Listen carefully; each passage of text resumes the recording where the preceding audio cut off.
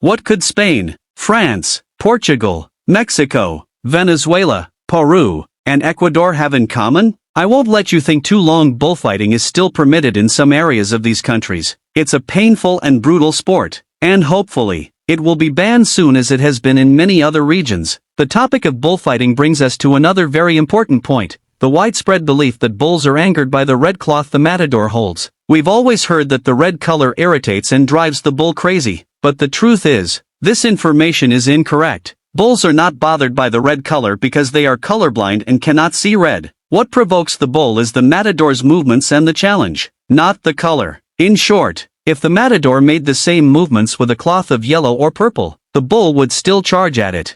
This raises the question, how do we know that bulls are colorblind? Or how do we know what colors any animal sees? Welcome! Before we start, if you're new to the channel, don't forget to subscribe and activate the bell to get our videos first.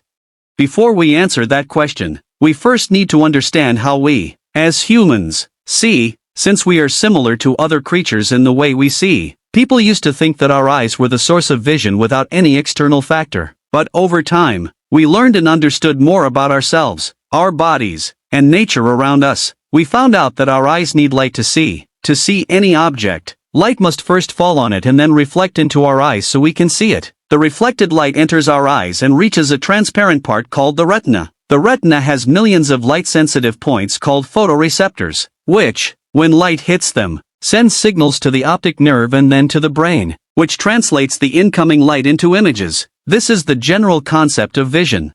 But how do we see colors? Our color vision comes from the same light-sensitive points on the retina. These points are generally of two types, one responsible for light sensitivity and seeing in the dark, which can't distinguish colors, called rods. The second type is responsible for color vision, called cones. There are three types of cones, each responsible for seeing one of the three primary colors, red, blue, and green. Together, with their vast numbers reaching up to 4 or 5 million cones, we can see different color shades.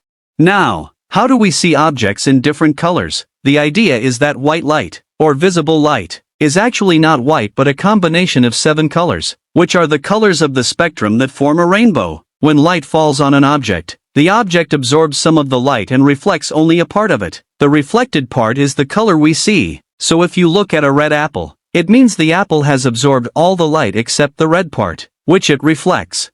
This principle applies to all creatures. All creatures see based on the basic mechanism of light reflection. How do we know this? Over the years, through scientific and medical explorations, we have understood how the animal body works, or at least a significant part of it. What we understood allowed us to deduce that animals see like us because when we dissected animals, we found that they have retinas in their eyes like us and the same light-sensitive points on the retina. Thus, we knew they see colors the same way we do. But there were differences. The most important difference between us and animals in vision is the cones. The cones in animals' eyes are not identical to those in humans. They are similar cells but differ in nature, number, or density. So the same view we see with our eyes will look different to an animal standing next to us. For example, most animals cannot see red, unlike humans, for whom red is a primary part of vision. On the other hand, some animals have an extra type of cone that allows them to see more color gradations than we do. Birds, for example, have an extra cone that lets them see ultraviolet rays, aiding them in their flights. Conversely, some animals have no cones in their eyes, which means they are colorblind.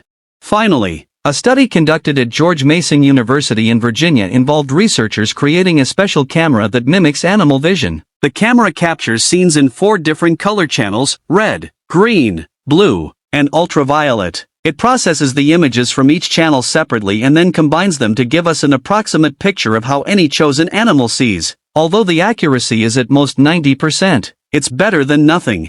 Let me give you examples of how we know how some animals see, based on research and studies of different eyes. Rats, for instance, cannot easily distinguish between colors because they do not need to, being nocturnal creatures. Hence, the active cells in their eyes are those sensitive to light rather than color. Additionally, rats can move each eye independently to expand their field of vision, making colors less significant for them.